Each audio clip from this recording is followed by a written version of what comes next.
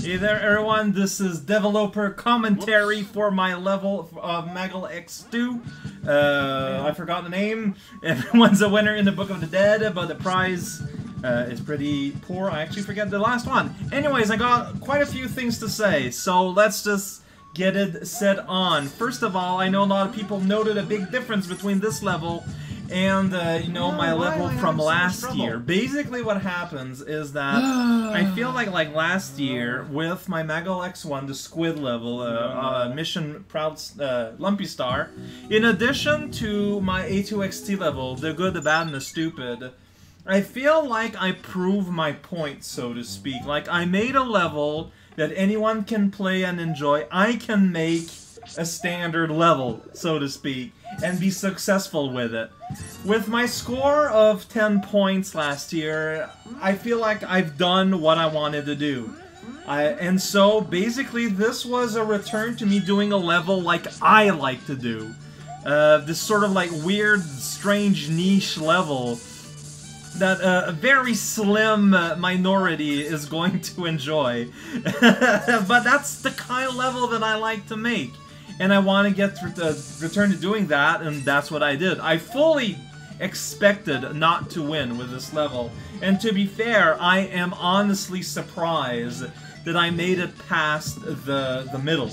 I won't complain, but I am earnestly surprised. Anyways, last time, like during the real video that showcased this level played by ISO, I mentioned that there's a secret about this level. It's not a secret within the level, but it's a secret about it. Basically, so for the last long while, I haven't been able to do a level. Like, I signed up for like a hack collab or something, like jump. You know, I have an idea of the setting and everything. I have an idea of what I do, but when it comes down time to sit down and like do the level, nothing comes to mind. I just can't do it. Nothing pops up, and I don't know why I've got that block going. This was happening with this contest too. So I was almost going to not like give anything, but then there was that big extension that Horikawa gave. That by big extension, I think I mean like 2 days, and I figured like, all right, okay. So no, I had the intro done. I had the little storyboard with sheet done.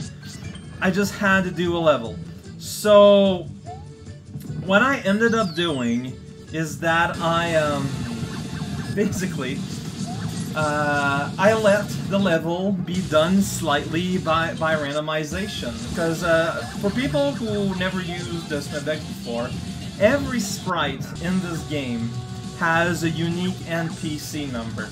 So what I did is that for each screen of the first part and each event of the second part, I rolled a random NPC number, I rolled the quantity, I rolled if it was a generator or not, and then I rolled for each of those quantity for like a tile, like in a grade placement in that screen. I set all that up, and then afterwards, my task as a level builder was to build a level around that. Now, mind you, saying like that makes it sound pretty silly, except it turns out that while I was testing it, I ended up like jiggering around with the results a lot, like moving things around.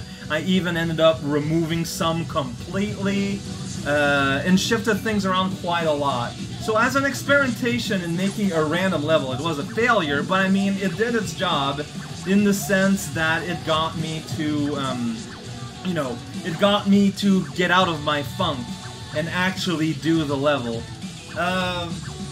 And basically, yeah, but no, like, the reason why it's so spammy and whatnot, no, that has nothing to do with that. It was, most of the excess are entirely my fault. Because that's what I wanted to do. No, come back to the first part. The one regret I have is the second half here. I understand now, well, first of all, and no, it was brought up to me, and I didn't expect that it wasn't clear that this is survival, and like all these events are all survival, including the underwater part. You don't even need to press any of the switches.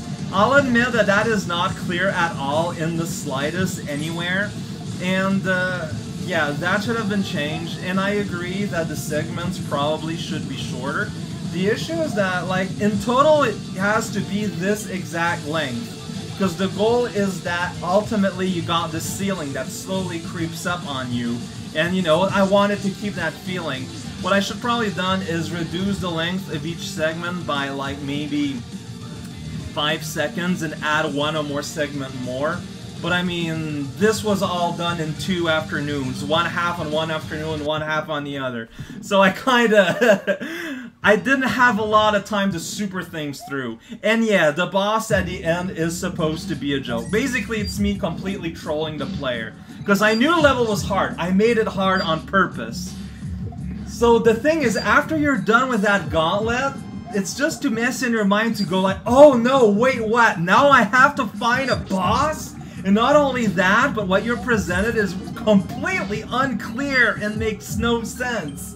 And that, to me, that's just me trolling. And I'm super proud of that because I think it works.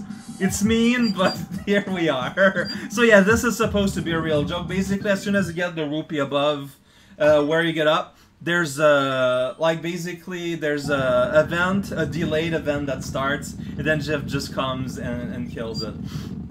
And that's pretty much everything I gotta say about the thing.